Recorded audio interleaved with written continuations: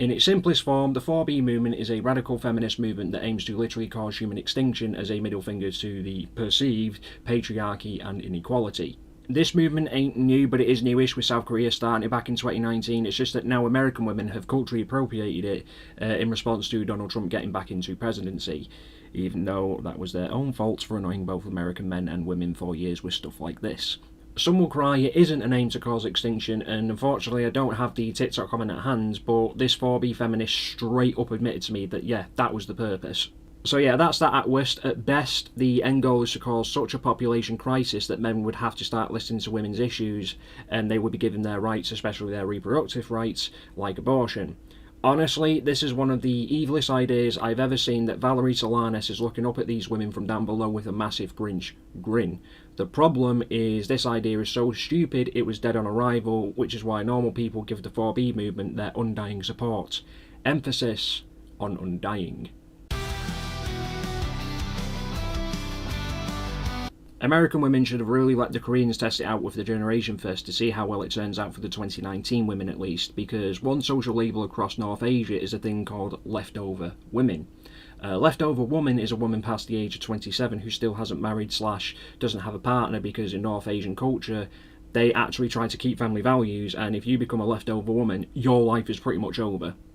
你的社会信用就变了。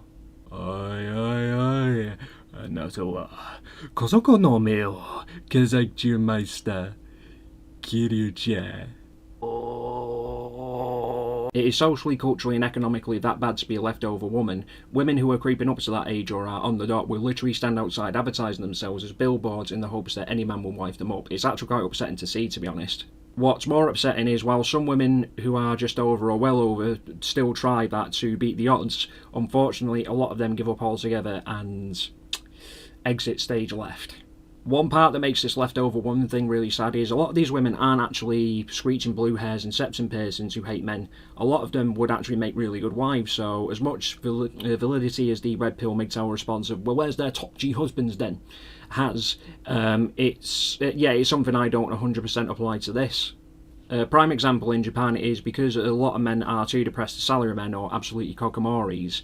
The dating market is an absolute donut shop with not one sausage around for miles other than for fun instead of romantic interest. Then on top of that, it could just be that these girls are too shy and introverted, where if they were presented a man that can lead, they'd come out of their bubble a bit. So overall, the point is here is that these women do actually try, they just struggle. But what about the party girls who don't care about that stuff? The girls that have adopted Western party life, them especially. North Asia is massively red-pilled about party girls, where their philosophy is as Dr. House from House MD says. A slutty party girl is fun until she pukes on your shoes. Then she's just a pain in the ass. Well, that vexes me. I too am in this episode. Either way, both trying and non-trying women who end up as leftover women in North Asia realise they're on their own. If mummy and daddy didn't have any sense of dishonour, they won't be around forever. They get easily played by men who size them up in 0.5 seconds, and ultimately realise they haven't led a life of fulfilment. Coming off the point about North Asia, as different as East and West cultures are, we are still very much the same when it comes to the end result of women wanting to go MGTOW, 4B, radical feminists in general, because the more I think about it, they don't need to let Korea test the waters. We can already see what happens to leftover women in the West, as leftover women often become crazy cat ladies or fur baby mums. And before people shout stereotype, stereotypes exist. Crazy cat lady or fur baby mums is a meme based on truth, because art imitates life just as much as life imitates art. The same banshees who screech they'll never be cat ladies or fur baby mums almost always end up becoming cat ladies and fur baby mums who sit at home alone with their pets and discount box wine, quickly watching the grey hairs and crow's feet come in, where the only sounds of comfort is dead legacy media full to the brim with feminist bollocks, and not the laughter and love of their children or warmth and intimacy of their husband, because they don't have those things. Whatever opinion you have about the red pill, MGTOW, manosphere space, whatever you want to call it, one of the good things it does highlight is the end result. You can find many compilations and examples of women who just divorced their husbands or have lived a party life and have no one to settle down with, crying on social media about how fucking lonely they are, how much they've made a mistake, how much they wish they could take it all back, etc, etc. Gee, don't these women look and sound so happy abandoning their families or not having families at all? But I'm sure that has nothing to do with the increase in women pressing the self-destruct button. When I say enemies, let's be honest, that just means normal people. But there's a big reason why even enemies of 4B give 4B all their support, and that's because it's literally what they want. It causes a decrease in degeneracy, abortions, and mental illness, and because that population dies out, it will be replaced with a shit ton of MAGA babies that will inspire the next generation to not be far left, hair dyed, or shaved head and steps and peers crazies.